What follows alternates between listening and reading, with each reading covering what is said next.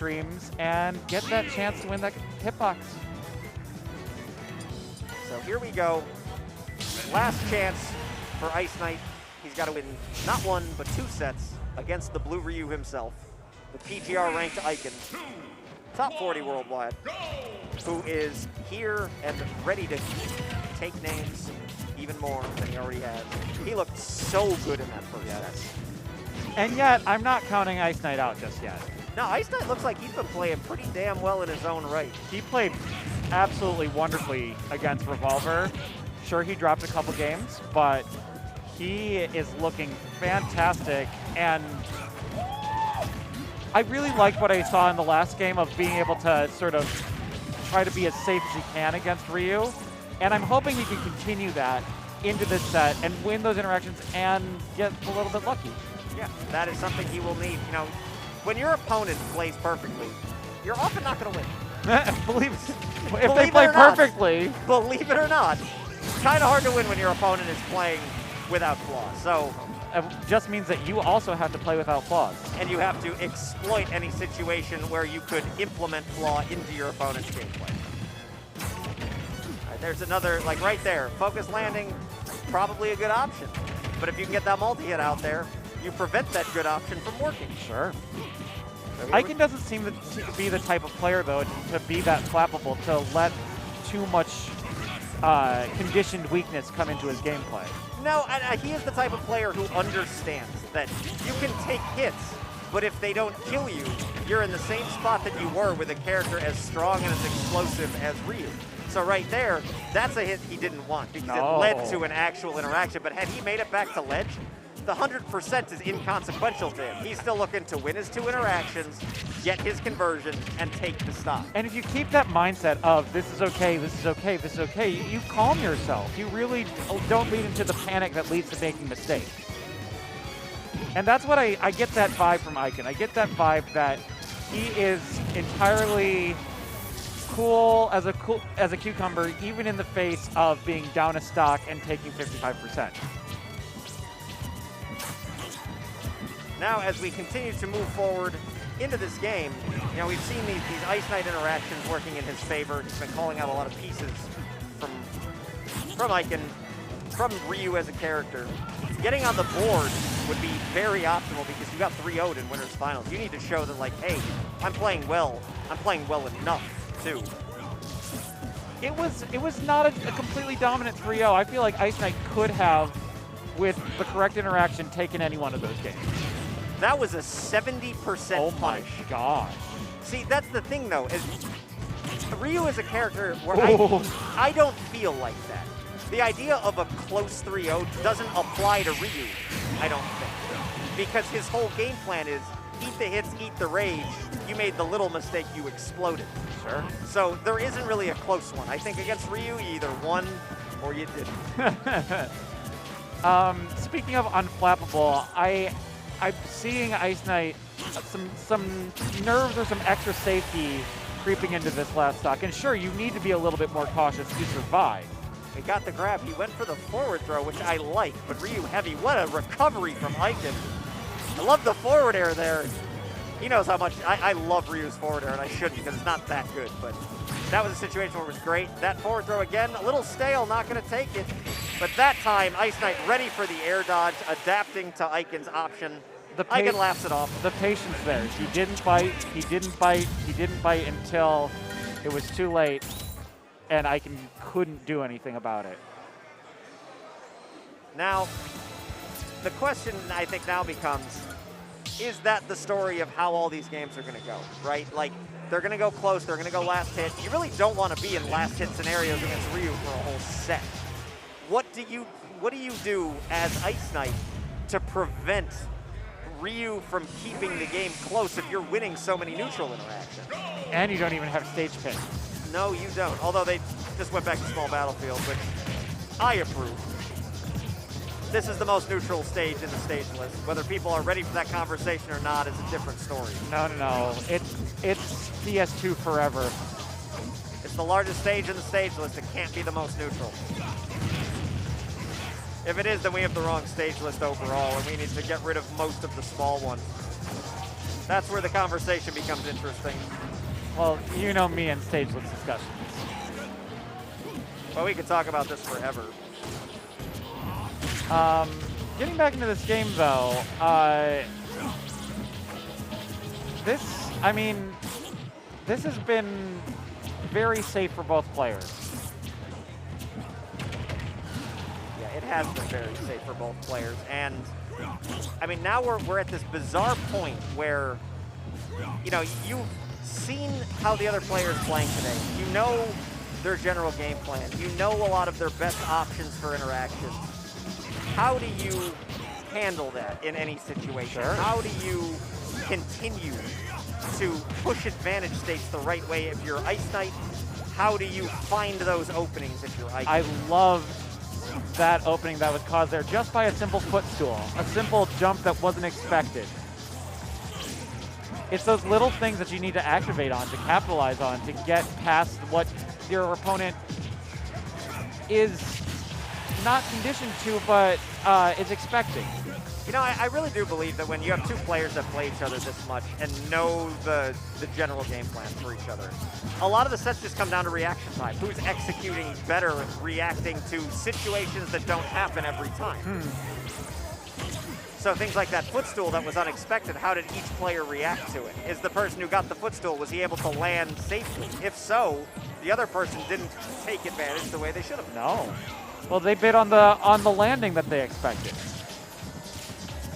Now, Ikan has slowed the game down quite a lot, where IceKnight needs to win a set number of neutral interactions, I feel like, to take stocks on average a lot more. And he's not winning half of these at the moment. No, he's not. Although he did live up to 140. That was a cool idea from IceKnight, but the wrong time to do it. I liked it, but the shield just kind of invalidated it. And yet we have a last stock 0%. Back again. Could be anyone's game. How many interactions can IceKnight win and build that percent lead? That was such a good jab from IceKnight. And he does it again for good measure, but Ikan started spamming focus. He did it like 3 or 4 times in a row. So IceKnight said, all right, my grounded option for multi-hit is jab. Let's go. You're going to do it again. This game is about as even games get. Oh, I don't know. Me being a scared player, as I said, this is very scary for IceKnight even still at this percent. He still probably needs at least 2-3 good interactions, maybe an edgeguard scenario. I think he just needs a down tilt. But how many down tilts has Ikan let him land? Even one. That one, he couldn't capitalize off of it. I don't think he was expecting it to work, to tell you the truth. Like, fair. That should work. But like you said, he hasn't hit many. And Ikan is using that focus to stop those single hits that combo into something better. He died? He died. What? This time my prediction was correct. What? He was at 46. And he was scared. I was right to be scared for him. You're always right to be scared for the player against the Ryu. Always. Wow. Wild. Nice conversion, too. Like, taking nothing away from the conversion. I just didn't expect that. I thought that was going to do a lot of damage and not quite kill. And here we are at PS2. Shout out to Route 10, my favorite music choice on this stage. I have a lot of thoughts about the music chosen from the Pokemon franchise that was put into Smash. And it would take way too long to get into that on a commentary block. Sure. But Route 10 is great. I believe this arrangement was made by Yoko Shinomura of Kingdom Hearts fame. Kingdom Hearts music is so good. That I don't need to elaborate on that. It just is. It's fantastic. All right, so we have gone to PS2 now, the same stage but slightly larger on IceKnight's counter pick, which I like because if I just died off of an up air at 46, I would also want a slightly larger stage. Because I don't think that would have killed on PS2. But I also think that this stage benefits Ryu. I mean, how many kills from Greninja are near kills? I agree with you fully. Plus, I think that the way Ikan has been moving around the stage and utilizing it has been to the point of nearly invalidating what Greninja can do. And it benefits not Ryu the character only, but also Ikan the player. Sure. I feel like Greninja in particular in this matchup that we've seen between these two players, Greninja gets most of his conversions, most of his hits off of traps, out of Ryu running out of space. And giving Ryu more space in this moment, I'm questioning this decision. That ledge trap was insane, and he ate the jump, and IceKnight didn't know. Yeah. He probably could have upbeat and reacted, but if he didn't know. I think he wanted to jump in low and then upbeat so that the Ryu's Tatsu wouldn't work. Right, well, like Ryu Tatsu'd into the ledge again, so if he upbeat, he would have got hit by it at first, so he went to jump to stall and then upbeat, but there was no jump. These Hydro Pumps that IceKnight is attempting against Ryu, how effective are they against Ryu? Very, but the timing is difficult, and Ryu can react to them and has options to prevent it. Sure. And if there is one thing that makes Ikan remind me of Ned in his prime in Smash 4, it's that they both play characters that shouldn't have amazing recoveries, but they always seem to find their way back to ledge. Find their way home. Ned was the best cloud recovery person on planet Earth. Oh, yeah. Period. Even against Bayonetta. Oh, he got the gift.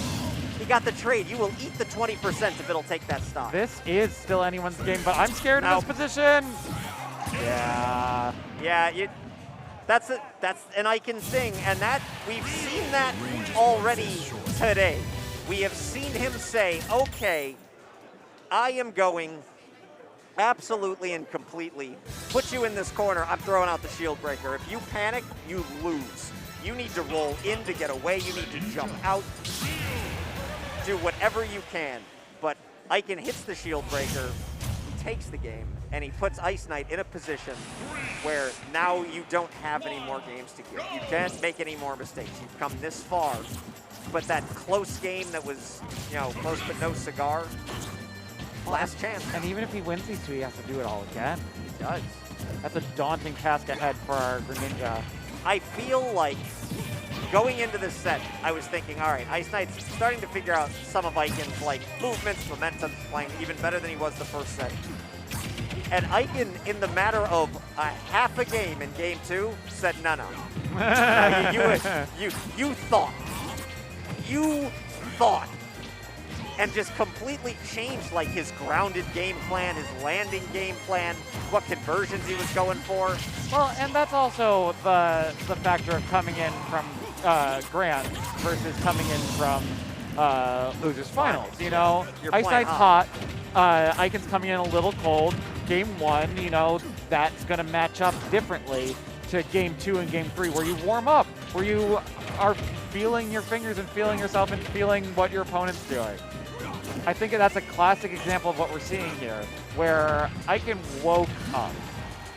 He did. He started to figure things out. Another rising Tatsu to recover. He's doing that more, too, which is a different type of recovery option than what he'd been doing before, so IceKnight's not entirely used to it. He's also doing jump focus cancels in neutral to put himself in differing positions than what IceKnight's used to. However, IceKnight does finally hit that down tilt to neutral and capitalize. And has 3 stocks to 1.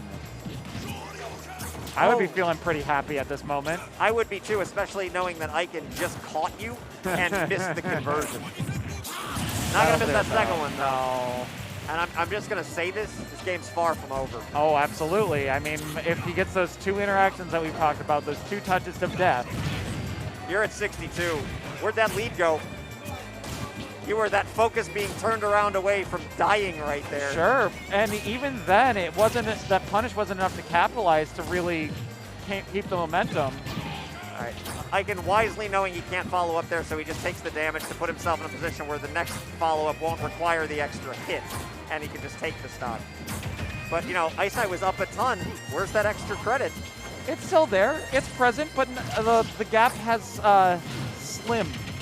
All right, here it is. Yeah, you're absolutely right. And while saying that, he got 40 extra %, which is huge. However, here we go. Here we go. That game, like I said, far from over. Tournament stock on the line. You know, the game might have been far from over, but for all we know, the tournament might not be far I from over. know. That's terrifying. You might have to put up with 6 more games of me. I might. I also might have to put up with a half a stock more. Uh-huh. Don't you love double elimination best of 5 sets? I actually do, quite a lot, which is why we ran more of them for this regional event. Ikan is going to make it back. That Tatsu, Ikan is doing that because he knows IceKnight doesn't quite have that back air timing down to punish it yet, so he's taking advantage as he gets the damage in, 61%. We've seen him kill at 46. This game is even. I can't look. I can't look. He goes for the hydro pump, not going to take the stock. He's getting the chip damage so that if he does win an interaction, it will kill. PS2 is a big stage. Please tell me when it's over. I can't look at this. The back air doing 20%. Oh, he's delayed. He's delayed and he's not dead. Oh my gosh, it's still not over. No, large stage. I said I'll tell you when it's over, And it it's ain't. still not over. Oh! And it's still not over. I almost jumped out of my shoes. And Ikan immediately went for the short hop back air, that 11-frame auto kill window. I love the shadow sneak neutral there. That's a vibe check is what that is. And it doesn't matter. Ikan will get the short hop back air, complete the 3-stock comeback, and win Roundhouse 22 Super Smash Bros. Ultimate. Well Ikan done. is back. He is back. And what a way to do it. What a at good a showing. fighting game tournament Smash Ryu bracket. won the fighting game tournament. Ryu won the Smash bracket. Ryu won the Smash bracket. Congratulations to Ikan taking it over. UGS's IceKnight in 2nd place. Revolver taking 3rd. And Yacht Club's Radacious taking 4th. You can check out the entire top 8 and the rest of bracket on the Roundhouse page, start.gg/roundhouse-2022.